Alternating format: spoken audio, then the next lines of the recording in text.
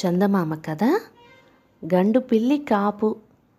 పూర్వం ఒక రాజుకు 4 కొడుకులు ఉండేవారు. వాళ్ళు నలుగురు ఎప్పుడు అంతఃపురంలోనే కాలక్షేపం చేయటం రాజుకు నచ్చలేదు. కొత్త అనుభవాలు కలిగితే కానీ ప్రపంచ జ్ఞానం కలగదని ఆయన నమ్మకం. అందుచేత ఒకరోజు రాత్రి జట్లుగా చదరంగం ఆడుతున్న తన కొడుకులతో, అస్తమానము ఈ కోటలోనే కూర్చున్నా నాకు ప్రపంచపు వింతలేవి తెలియటం లేదు. మీరు నలుగురు వెళ్ళి 4 వింతలు చూసి నాకు వచ్చి చెప్పండి, సంతోషిస్తాను అన్నాడు. మర్నాడు చీకటితోనే నలుగురు రాజకుమారులు 4 గుర్రాలెక్కి బయలుదేరారు. వాళ్ళు నగరం దాటి అడవి చేరగానే పెద్దవాడు, నలుగురము 4 వైపులకు వెళ్ళి కనపడిన వింతలు చూసి వచ్చి నాన్నకు చెబుదాం అని ఉత్తర దిక్కుగా వెళ్ళిపోయాడు. పెద్దవాడు వెళ్ళిపోయాక రెండోవాడికి ఒక సందేహం వచ్చింది. ఒంటరిగా వెళ్ళిన అన్నకు ఏదైనా ప్రమాదం సంభవిస్తే ఎవరు ఆదుకుంటారు? ఇలా అనుకొని వాడు కూడా ఉత్తరంగానే బయలుదేరాడు. పెద్దవాళ్ళిద్దరూ ఉత్తరంగా వెళ్ళారు కదా అని మూడోవాడు కూడా అదే దారి పట్టాడు. వాడికి కొంచెం వెనగ్గా 4గోవాడు కూడా పెద్దవాళ్ళు ముగ్గురు వెళ్ళిన దారిలోనే బయలుదేరాడు. పెద్దవాడు చీకటి పడేదాకా ప్రయాణించి ఒక నది ఒడ్డుకు చేరుకున్నాడు. నదిని ఆనుకొని ఒక కొండ ఉన్నది. ఆ కొండ మీద ఒక పాడుబడిన ఇల్లు ఉన్నది. పెద్దవాడు ఆ రాత్రి ఆ ఇంట్లో గడపవచ్చని నిశ్చయించుకొని గుర్రాన్ని కిందనే వదిలేసి కొండ ఎక్కాడు. కొండ మీద ఉన్న పాడుబడిన ఇల్లు విశాలంగానే ఉన్నది. ఇంటి గుమ్మంలో ఒక నల్లని గండుపిల్లి కూర్చుని ఉన్నది. పెద్దవాడిని చూసి వికృతంగా అరిచి పక్కకు తప్పుకున్నది. పెద్దవాడు మూసి ఉన్న తలుపు చాలాసేపు తట్టిన మీదట తలుపు ఓరగా తెరిచి ఒక యోగిని తొంగి చూసింది. ఆమె జుట్టు జడలు కట్టి ఉన్నది. ఆమె పైనుంచి కిందకి కాషాయ రంగు గల అంగరక ధరించి ఉంది. ఆమె మెడలో జిల్లెడు పూల దండ ఉన్నది. ఆమె కళ్ళు పిల్లి కళ్ళలాగా మెరుస్తున్నాయి. గాబరా పెట్టే గండు పిల్లి గుమ్మంలోనే కాపు కాసి ఉంది. తలుపు మూసిరా అంటూ ఆమె లోపలికి వెళ్ళింది. పెద్దవాడు తలుపు మూసి లోపలికి వెళ్ళాడు. యోగిని గూట్లో ఉన్న ప్రమిద తీసి వెలిగించింది. ఆ గది కిటికీలో నుంచి కూడా ధారాళంగా గాలి వస్తున్నది. ఎందుచేతనంటే ఆ ఇల్లు కొండ అంచున ఉన్నది. ఆ కిటికీ దిగువన ప్రవహించే నది మీదకి ఉన్నది. తినడానికి ఏమైనా ఉందా అని పెద్దవాడు యోగిని అడిగాడు.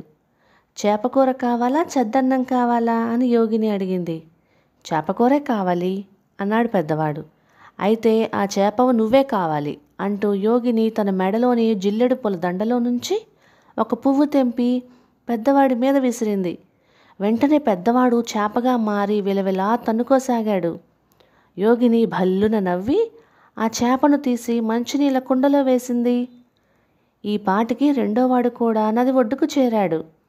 అక్కడే పచ్చుక మేస్తున్న పెద్దవాడి గుర్రం కనిపించింది. కొండ మీద ఇల్లు కనిపించింది. సంగతి గ్రహించి వాడు కూడా తన గుర్రాన్ని కిందనే వదిలి కొండ ఎక్కాడు.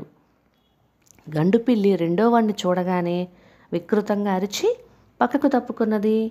వాడు తలుపు తట్టేసరికి యోగిని తలుపు ఓరగా తెరిచి గాబరా పెట్టే గండుపిల్లి గుమ్మంలోనే కాపు కాసింది.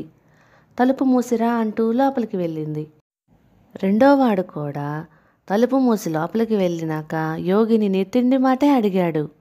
వండటానికి కుండలో చేప ఉన్నది. వడ్డింపు వెండి పళ్ళెంలో చెయ్యనా, విస్తరాకులో చెయ్యనా అని యోగిని అడిగింది. వెండి పళ్ళెంలోనే చెయ్యి అన్నాడు రెండోవాడు. అయితే ఆ వెండి పళ్ళెం నువ్వే కావాలి అంటూ యోగిని మరో జిల్లెడు పువ్వు తెంచి వాడి మీద విసిరింది. రెండోవాడు వెండి పళ్ళెంగా మారిపోయాడు. యోగిని విరగబడి నవ్వుకున్నది. ఇంతలో మళ్ళీ తలుపు చప్పుడైంది. యోగిని తలుపు తెరిచి గండుపిల్లి సంగతి హెచ్చరించి లోపలికి వచ్చేసింది. మూడోవాడు కూడా తలుపు మూసి వస్తూ ఆకలి మండిపోతున్నది అన్నాడు. వండటానికి చేప ఉన్నది. పడుకోవడానికి పట్టుపరుపు కావాలా అని యోగిని వాడిని అడిగింది. పట్టుపరుపే కావాలి అన్నాడు మూడోవాడు. యోగిని వాణ్ణి పట్టుపరుపుగా మార్చేసి వంట పని ప్రారంభించటంలో నిమగ్నురాలయ్యింది. ఆఖరివాడు నది ఒడ్డున మేస్తున్న గుర్రాలను, కొండ మీద ఇంటిని చూసి తన అన్నలు ఇక్కడే ఉంటారనుకొని కొండ ఎక్కాడు. గుమ్మంలో కూర్చొని ఉన్న గండుపిల్లి వాణ్ణి చూసి భయంకరంగా అరిచి పక్కకు తప్పుకున్నది.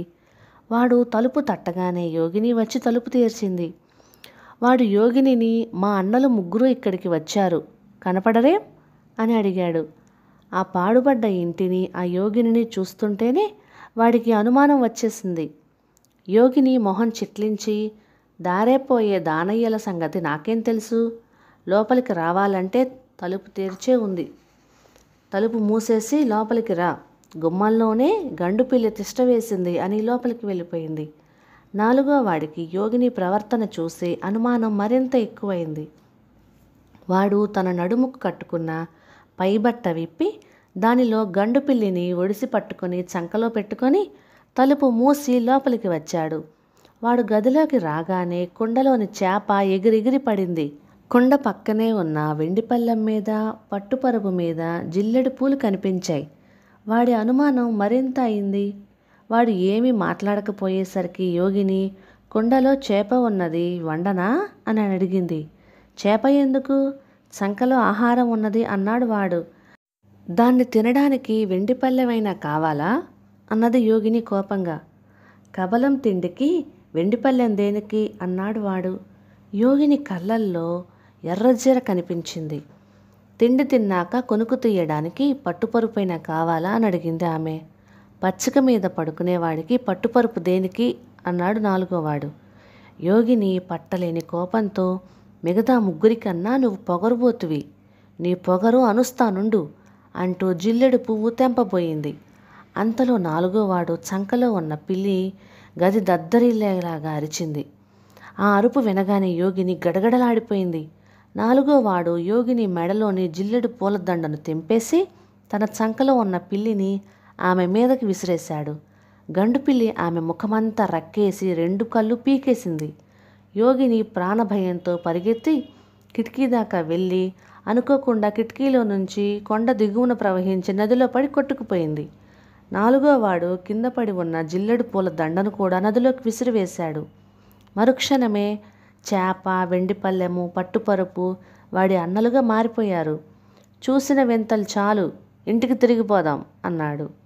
నాలుగోవాడు గండుపిల్లి కోసం అంతటా వెతికాడు, కానీ దాని జాడలేదు. రాజు తన కొడుకులు అంత త్వరగా తిరిగి రావటం చూసి ఆశ్చర్యపడి, అప్పుడే వచ్చేశారు, ఏమైనా వింతలు చూశారా అని అడిగాడు. మనిషి చేపగా మారటం అనుభవపూర్వకంగా తెలుసుకున్నాను అన్నాడు పెద్దవాడు. మనిషి వెండి పళ్ళెంగా మారటం నా అనుభవం అయింది అన్నాడు రెండోవాడు. మనిషి పట్టుపరుపు కావటం నేను పొందిన వింత అనుభవం అన్నాడు మూడోవాడు. ఒక చేప, ఒక వెండి పళ్ళెము, ఒక పట్టుపరుపు నా అన్నలుగా మారటం నేను కళ్ళారా చూశాను అన్నాడు నాలుగోవాడు. రాజుగారు విషయం గ్రహించి నాలుగోవాడి భుజాన్ని వాత్సల్యంతో తట్టారు. కథ సమాప్తం. ఇక ఈ కథ మీకు నచ్చినట్లయితే ఇలాంటి మరెన్నో తెలుగు చిట్టి పొట్టి కథల కోసం please like, share and subscribe to my channel. Thank you.